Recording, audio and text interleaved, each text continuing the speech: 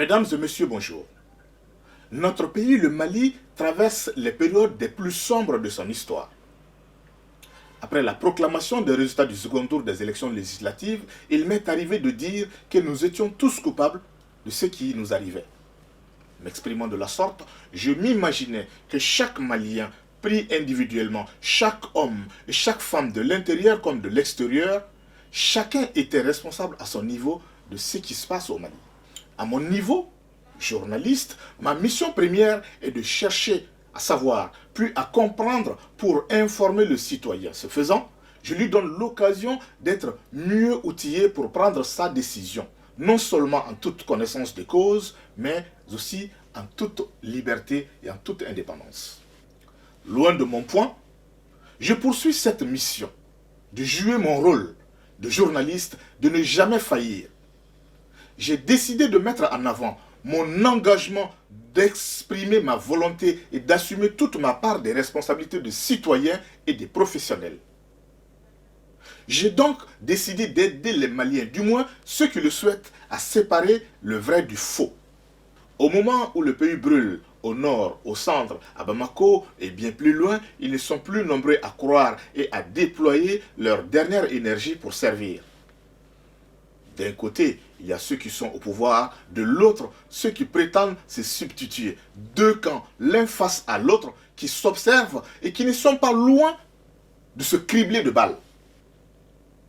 Entre ces deux camps, il y a ceux qui observent, les non-alignés, qui ne disent mot et restent passifs.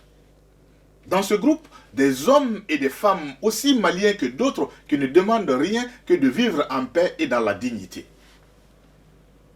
Ces hommes et ces femmes ne soutiennent ni le régime en place et ne sont les adversaires d'aucun camp.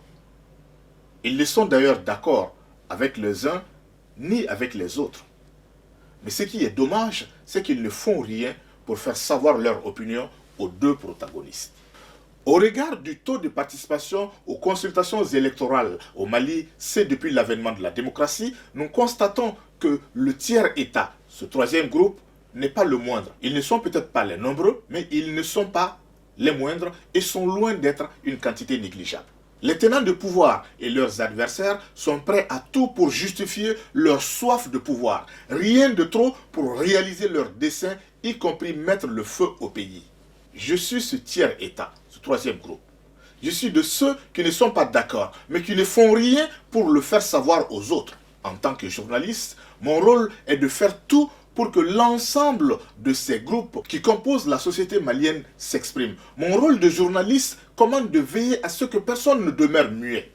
Il m'incombe de rester neutre, certes. Mon rôle est d'aller sonder les faits, les gestes et les actes pour rechercher la vérité qui permet à chacun de décider librement. Pour jouer pleinement ce rôle, j'ai décidé avec les moyens qui sont les miens propres de créer un espace d'échange en ligne dénommé Devoir de vérité. Devoir de vérité me donne l'occasion d'aller à la rencontre des Maliens et des Maliennes là où ils se trouvent, là où ils sont, peu importe leurs origines, leur religion ou leur appartenance politique. Ils prendront la parole sans complaisance. Plus qu'une distribution de paroles, Devoir de vérité se veut un espace d'expression et de contrôle citoyen de l'action publique. Devoir de vérité abordera tous les sujets sans tabou. Pourquoi devoir de vérité? Devoir de vérité parce que connaître la vérité éclaire la décision. Devoir de vérité pour anéantir la pensée unique et contraindre les acteurs publics à un devoir de rendre compte dans la transparence. Devoir de vérité pour libérer la parole. Devoir de vérité sera cet espace pour tous les Maliens. Pour son premier numéro, Devoir de vérité reçoit Maître Mamadou Ismaïla Konaté. Ancien garde des Sceaux, ministre de la Justice et des Droits de l'Homme, il est resté 16 mois durant au gouvernement. J'ai dit ami du président Ibrahim Boubacar Keïta, aujourd'hui en rupture de banc avec lui, nous avons cherché à savoir avec l'ancien ministre, désormais activiste politique, ses reproches au régime actuel. Nous lui avons demandé de nous expliquer s'il reconnaissait une quelconque responsabilité dans la débâcle actuelle.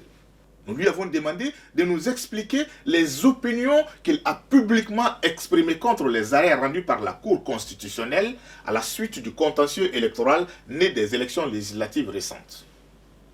Nous lui avons demandé en tant qu'avocat, ancien garde des Sceaux, de nous expliquer ce qu'il pense du mouvement du 5 juin qui réclame la démission du président de la République. Nous lui avons également demandé de nous expliquer quels peuvent être les remèdes ou solutions au fiasco électoral au Mali. Je vous rappelle que Maître Mamadou Ismaïla Konaté est l'auteur d'un ouvrage récent intitulé Guide électoral et du contentieux électoral au Mali, publié à Droit Afrique, disponible dans les librairies bamakoises et parisiennes. Maître Mamadou Ismaïla Konaté a accepté de répondre à toutes nos questions. Maître Mamadou Ismaïla Konaté a accepté de répondre à toutes nos questions. L'entretien a duré près de 4 heures d'horloge. Nous vous proposons cet entretien qui se décompose en une série de 5 thèmes de 12 minutes. Le premier que nous vous proposons aujourd'hui porte sur ses rapports avec le président de la République. Pour suivre la suite, nous vous invitons à vous abonner à notre chaîne YouTube et de nous faire part de vos observations à l'adresse de mail qui sera indiquée dans la vidéo. Je vous remercie pour votre bien aimable attention et pour vos futures contributions.